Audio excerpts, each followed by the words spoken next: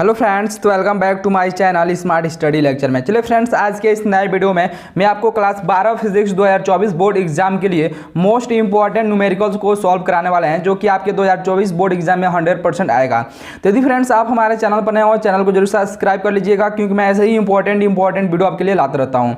देखिए फ्रेंड्स, जो आपका क्वेश्चन नंबर वाला दिया है कि संलग्न चित्र में ज्ञात कीजिए, यानी कि ए का मान आपका दिया है कि ए व सी के बीच तुल्य प्रतिरोध और बी आपका दिया है धाराओं I1 और I2 का मान। तो यहाँ पे देखिए फ्रेंड्स, यहाँ पे एक आपका डायग्राम दिया है और ये आपके व्हीटस्टोन सेतु पर आधारित है। तो यहाँ पे देखिए ए बी सी और डी, तो हमको ज्ञात करना है ए और सी के बीच में तुल्य प्रतिरोध आर का मान, उसके बाद से I1 और I2 धारा का मान ज्ञात करना है। तो देखिए फ्रेंड्स, व्हीटस्टोन जो आपका ब्रिज, जो आपका सेतु होता है, इसमें क्या होता है कि देखिए ये आपका यहाँ से धारा आपका आ रहा है I1 और इधर से धारा यहाँ से दो दिशाओं में बढ़ जा रहा है, यानी कि इसमें जो आपका 15 ओम का प्रतिरोध लगा है, इसमें आपका I1 धारा और यहाँ से आपका I2 धारा प्रवाहित हो रहा है। तो यहाँ पर देखिए I1 धारा यानी कि B से होते हुए C तक जाएगी, इसमें भी आपका I1 धारा जाएगा। तो 15 ओम और 3 ओम किस में जुड़ेंगे? तो आपके श्रेणी क्रम में जुड़ेंगे, यानी कि जब धारा समान बहता है तो इसमें आपका श्रेणी क्रम में जुड़ा रहता है। और यहाँ से देखिए I2 में यानी कि 30 ओम प्रतिरोध यहाँ पे जो आपका है, इसमें आपका I2 धारा आ रहा है। और पुनः ये आपका ए से आपका जो C के बीच में जो जा रहा है, यहाँ से देखिए जो आपका I2 धारा जा रहा है 6 ओम प्रतिरोध में। तो ये आपके दोनों किस में जुड़ेंगे? तो ये आपके दोनों श्रेणी क्रम में जुड़ेंगे।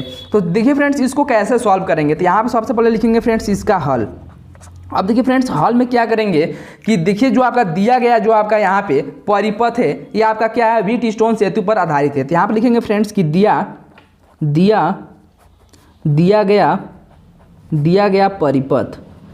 गया परिपथ जो आपका है व्हीटस्टोन सेतु, ठीक है, सेतु यानी कि ब्रिज पर आधारित है, ठीक है। तो इसलिए देखिए फ्रेंड्स क्या हो जाएगा, जो आपका 10 ओम का यहाँ पर प्रतिरोध लगा हुआ है, ये आपके गैल्वेनोमीटर के कारण इसमें आपका कोई धारा प्रवाहित नहीं होता है। इसलिए इसको हम क्या करते हैं कि न्यूमेरिकल जब सॉल्व करते हैं तो इसको हम 10 ओम का प्रतिरोध को क्या करते हैं, छोड़ देते हैं। तो यहाँ पर देखिए आपका जो 15 ओम का प्रतिरोध लगा है, इसमें आपका I1 धारा, और 3 ओम का जो प्रतिरोध लगा है, इसमें भी आपका I1 धारा प्रवाहित हो रहा है। तो यहाँ पर लिखेंगे फ्रेंड्स कि यहाँ पे 15 ओम तथा 3 ओम के प्रतिरोध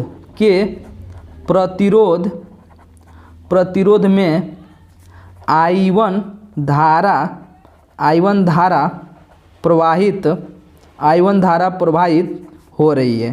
तो देखिए जब I1 धारा प्रवाहित हो रही है तो ये आपके किस क्रम में लगेंगे? तो आपके श्रेणी क्रम में लगेंगे। किस में लगेंगे? श्रेणी क्रम में लगेंगे। तो देखिए फ्रेंड्स, यहाँ से यह श्रेणी क्रम में जुड़े हैं। देखिए श्रेणी क्रम का यहाँ पे वो फार्मूला यूज करेंगे। तो देखिए जब श्रेणी क्रम का जब फार्मूला यूज करेंगे तो यहाँ से R का मान कितना आ जाएगा? तो देखिए फ्रेंड्स, चलिए यहाँ पे देखते हैं कि R बराबर कितना हो जाएगा? 15 अब प्लस में 3 कितना हो जाएगा? 18 ओम हो जाएगा।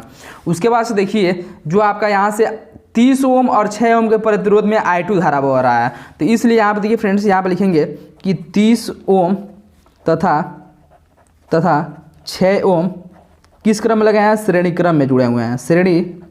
श्रेणी क्रम में जुड़े हैं, ठीक है, में जुड़े हैं। तो देखिए जब श्रेणी क्रम में जुड़े हैं तो जब यहाँ से तुल्य प्रतिरोध का मान ज्ञात करेंगे तो यहाँ से R डैश बराबर कितना हो जाएगा? 30 अब प्लस में 6 बराबर में कितना हो जाएगा? 36 ओम हो जाएगा। अब देखिए यहाँ पे समझिए फ्रेंड्स कि इन I1 और यहाँ से जो आपका 15 ओम दिया है, 3 ओम को जब जोड़े हैं कितना हो गया? 18 ओम, और यहाँ से 30 और 6 को जोड़े हैं कितना हो गया? 36 ओम। अब देखिए इसमें आपका I1 धारा जा रहा था, इसमें I2 धारा जा रहा था। अब ये दोनों किस क्रम में जुड़ जाएंगे? तो अब आप देखिए दोनों आपके समांतर क्रम में जुड़ जाएंगे। तो यहाँ पे लिखेंगे फ्रेंड्स कि यहाँ पे 18 ओम तथा 36 ओम समांतर क्रम में लगे हैं। समांतर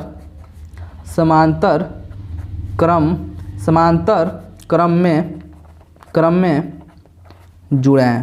तो देखिए जब समांतर क्रम में जुड़े रहेंगे तो इनके लिए जो आपका तुल्य प्रतिरोध का जो सूत्र होता है, यहाँ पे लिखेंगे फ्रेंड्स कि 1/R बराबर में 1/R1 प्लस में 1/R2। तो चलिए इसमें मान को रखते हैं फ्रेंड्स। तो यहाँ से देखिए क्या हो जाएगा, 1/R1 की जगह कितना रखेंगे? 18, अब प्लस में 1/R2 जब रखेंगे 36, तो इसका जब हम एलसीएम लेंगे तो कितना हो जाएगा 18 और 36 का एलसीएम कितना हो जाएगा 36। अब देखिए 18 से जब 36 में भाग देंगे कितने बार में जाएगा तो आपका जाएगा 2 बार में। 18 दूना 36, यहाँ से आपका हो जाएगा 2, अब प्लस में 36 से कम 36 यानी कि 1, यहाँ से आपका हो जाएगा 3/36। तो ये आपका किसका मान आ गया फ्रेंड, ये आपका किसका मान आ गया फ्रेंड्स 1/R का मान कितना आ गया 3/36।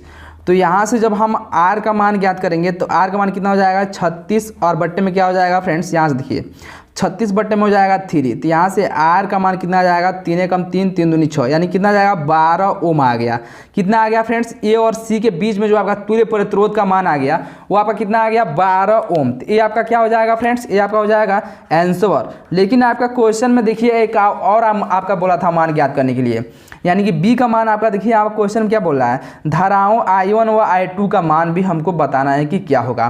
तो चलिए फ्रेंड्स I1 और I2 का मान भी ज्ञात कर लेते हैं। तो चलिए फ्रेंड्स यहीं पे मैं आपको I1 का मान ज्ञात करके बता दे रहा हूँ। तो देखिए फ्रेंड्स I बराबर क्या होता है V/R, ठीक है। अब देखिए फ्रेंड्स V/R का मान यहाँ से कहाँ से रखेंगे, तो I1 जो आपका यहाँ से धारा बह रहा है 15 ओम और 3 ओम को जब जोड़े कितना हो गया है 18 ओम आया है, ठीक है। तो यहाँ पर देखिए फ्रेंड्स, और यहाँ पर देखिए जो आपका 6 वोल्ट यहाँ पर आपका बैटरी लगा हुआ है, तो यहाँ पर देखिए फ्रेंड्स यहाँ से हो जाएगा 6 और डिवाइडेड बाई R के जवाब कितना रखेंगे 15 और 3 18, यानी कि 6 3 18, यानी यहाँ से कितना आ जाएगा 1/3 और I1 का मान ज्ञात कर रहे हैं तो इसका मात्रा क्या हो जाएगा एम्पियर। कितना हो जाएगा फ्रेंड्स 1/3 एम्पियर।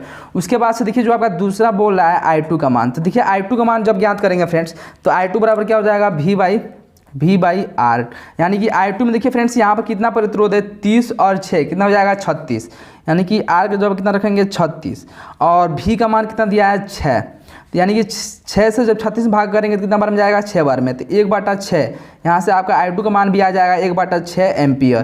तो यही आपका क्या हो जाएगा फ्रेंड्स आंसर हो जाएगा। तो आशा करते हैं फ्रेंड्स जो आपका क्वेश्चन नंबर जो आपका पहला दिया है ये आपको अच्छे से समझ में आ गया होगा।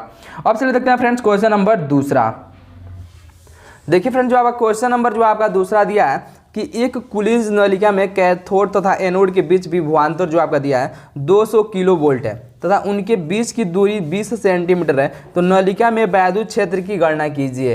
तो चलिए फ्रेंड्स इस क्वेश्चन को सॉल्व करते हैं। देखिए आपका क्वेश्चन में क्या क्या दे दिया है कि यहाँ पे दे दिया है कि यहाँ पे बीच का विभवांतर भी का मान दे दिया है 200 किलो वोल्ट तथा उनके बीच की दूरी डी का मान दे दिया है 20 सेंटीमीटर है, आपका 20 है, ठीक है 20 सेंटीमीटर। तो नलिका में वैद्युत क्षेत्र की तीव्रता यानी कि हमको ई फाइंड करना है। तो चलिए फ्रेंड्स यहाँ पे इसको देखते हैं, इसको सॉल्व करते हैं। तो सबसे पहले लिखेंगे फ्रेंड्स कि दिया है, तो देखिए जो भी आपका क्वेश्चन में दे दिया है सबसे पहले उसको क्या करेंगे लिख लेंगे।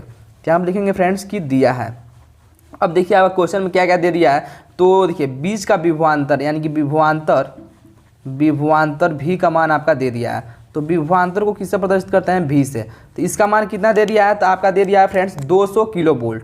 कितना दे दिया है 200 किलो वोल्ट। अब देखिए किलो वोल्ट को यहाँ पे चेंज कर देंगे तो यहाँ पे हो जाएगा 200 गुणे 1 किलो में कितना होता है 10 के पावर 3 और यहाँ से आपका कितना हो जाएगा वोल्ट हो जाएगा। इतना तक समझ में आ गया। अब देखिए आपका क्वेश्चन में बोल रहा है कि उनके बीच की जो दूरी दिया है, बीच की दूरी कितना दिया है 20 सेंटीमीटर। तो यहाँ पर लिखेंगे दूरी को हम किससे प्रदर्शित करते हैं डी से, तो डी का मान कितना दे दिया है 20 सेंटीमीटर। अब देखिए फ्रेंड्स इसको चेंज कर देंगे तो यहाँ देखिए यहाँ से आपका हो जाएगा, आप देखिए 20 और गुणे देखिए 1 मीटर में, देखिए 1 मीटर में आपका कितना होता है 100 सेंटीमीटर। तो 1 सेंटीमीटर में कितना हो जाएगा 10 के पावर माइनस का 2 मीटर हो जाएगा।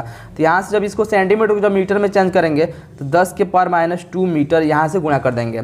तो हमको फाइंड किसका क्या करना है, तो हमको फाइंड करना है वैद्युत क्षेत्र की तीव्रता, वैद्युत क्षेत्र की तीव्रता ई का मान। देखिए फ्रेंड्स जो आपका सूत्र होता है, चलिए सूत्र को लिख लेते हैं। देखिए जो आपका सूत्र होता है, सूत्र ई इजकल टू क्या होता है V/D होता है। तो चलिए इसमें मान को रख देते हैं। तो V का मान आपका कितना दे दिया है क्वेश्चन में, तो यहाँ से देखिए V का मान कितना दिया है 200 गुणे 10 के पावर 3 और अपान में D का मान, तो D का मान कितना दिया है 20 गुणे 10 के पावर माइनस का 2। अब देखिए फ्रेंड्स यहाँ से 1 0 से 1 0 कैंसिल कर देंगे और यहाँ पर दिया है 20, तो 20 में जब 2 से डिवाइड करेंगे कितने बार में जाएगा 10 बार में। अब देखिए यहाँ से आपको हो जाएगा 10 गुणे 10 के पावर 3 और इंटू में 10 के पावर माइनस 2 दिया है, जब उसको ऊपर ले जाएंगे तो आपका माइनस घात हो जाए, जो आपका माइनस घात दिया है आपका प्लस में हो जाएगा, प्लस का 2।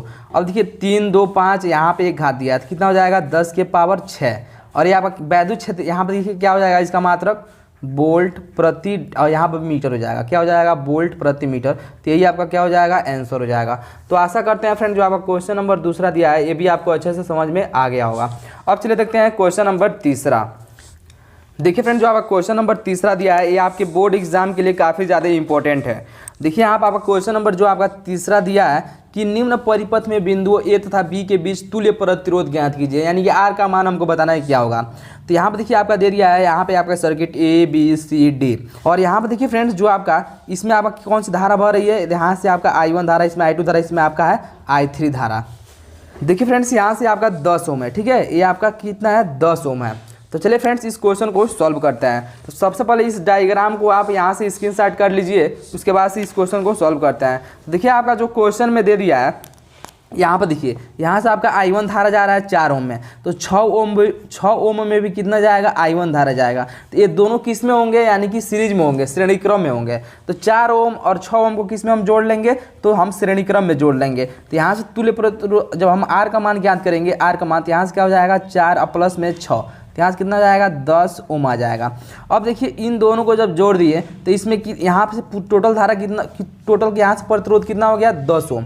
अब देखिए 10 ओम और 10 ओम किस में होंगे, तो यहाँ देखिए इसमें आपका I1 धारा, इसमें आपका I2 धारा। तो हम जानते हैं फ्रेंड्स जब यहाँ से धारा आई जा रहा है और ये आपका दो दिशा में बढ़ जाता है, यहाँ से I1 और यहाँ से I2, तो ये किस में जुड़ जाता है, तो आपका समांतर क्रम में जुड़ जाता है।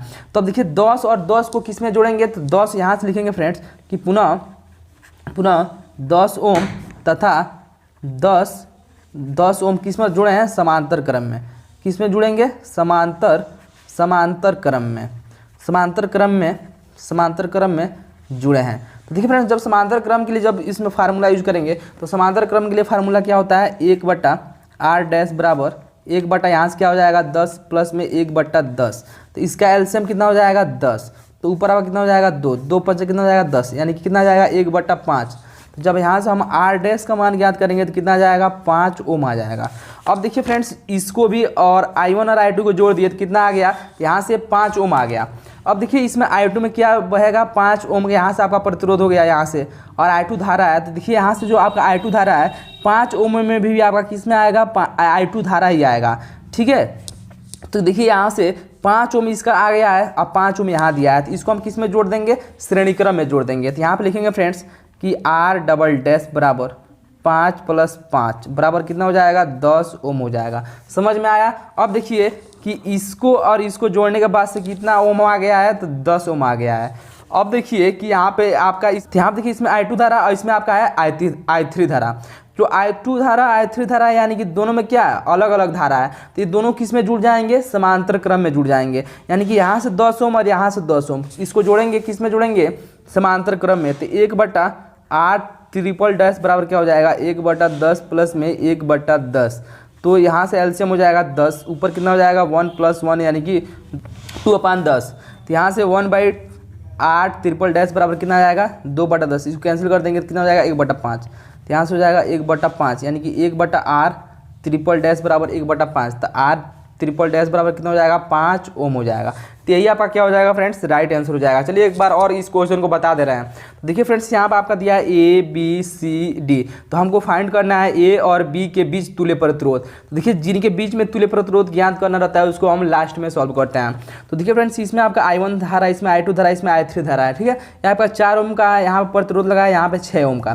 तो 4 ओम 6 ओम में आपका क्या हो जाएगा, समान धारा जाएगा, यानी कि I1 धारा जाएगा। तो इसको क्या करेंगे कि यहाँ से श्रेणी क्रम में जोड़ देंगे, 4 + 6 बराबर 10 ओम।